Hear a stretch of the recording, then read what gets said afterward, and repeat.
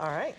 All right, well, let's shift gears a little bit, and as we promised you earlier this morning, I want to talk to a man who you certainly know who his father is, but you might not know his story. Bob Marley is on the phone with us now, and he has a new book out called Dear Dad. His father, Bob Marley, well, the great Bob Marley, and you see the book there, Dear Dad, by Kaimani, talking about his life that you might not know a lot about. Good morning. Good morning. Well, Kaimani, I want to start with the fact that your life is not one that I think most of us are familiar with, but it wasn't all smooth and easy. Tell us about some of the trials you went through. Oh, wow. I mean, I moved to America when I was about 7 years of age. I moved into the inner cities of Miami called Liberty City.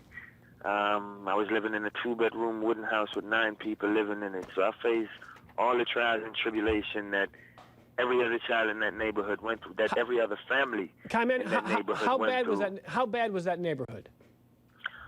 It was one of the worst. I was actually living right across the street from what we consider a crack house, where all the bases hung out, and you know, it was definitely one of the worst neighborhoods in Miami at that time, and it's still one of the bad ones now.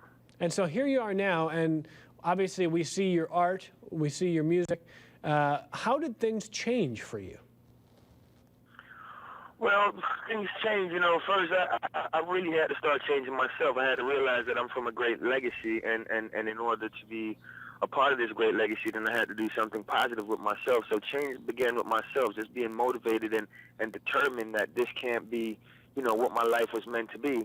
And so I stood up one day and said, you know, I'm going to change it. Whatever happened in my past or whatever happened before me is what happened before me, but I have to make something of myself today, and I can't keep crying over spilled milk. And I stood up that one morning and decided I was going to make a change. Now, again, the book's called Dear Dad. Your father was how old? How long did you know your father before he passed away? Well, my father passed away when I was 5 years of age. So I only have one memory of my father, and that's going to the country where he's from and shooting a slingshot that he had just bought from America. It was one of those fancy one, the iron one with the leather grip and everything else. And I remember me and my older brother Steven going out in the woods to shoot birds and end up losing the slingshot. I remember Steven telling me, you know, when you get back, Daddy's going to beat you because you lost your slingshot. And I remember telling him, no, I never played with a slingshot. But I do remember walking up to him right after in fear that I was going to get a beating.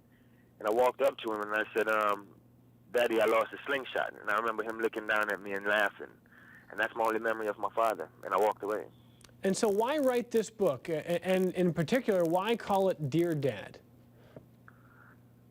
Because, you know, Dear Dad really to get his attention. Because when I think about it, when I think about what he meant to the world and what he wanted for his family, I think that in some areas we fell short. And this was just me crying out. It was just a reach out. And, you know, I decided to name it Dear Dad because I just felt as though he would be unsatisfied with a lot of things that's going on, and as well as he would be satisfied with a lot of things that's going on. And Kaimani, let me ask you one more question and we'll let you go. And again, the book's called Dear Dad by Kaimani Marley, and it's out now. When you talk about your dad being potentially would be dissatisfied with certain things, give me an example. What would your father look at in the world today and say, what is it, 29 years after his death, that he would be disappointed in? Oh, wow. Well, he would definitely be dissatisfied with the state of, you know, human beings still. After all, my father preached about one love, and I think that in many ways we get what he's talking about, but I think that a lot of people are just afraid to love. And even the music that's coming out of our country right now, a lot of it is very degrading. It's not uplifting of what the trend that he left behind. So there's a lot of things that he would be dissatisfied in. And I imagine we'll find some family things too. Yeah, and I imagine we'll find much more in the book, won't we?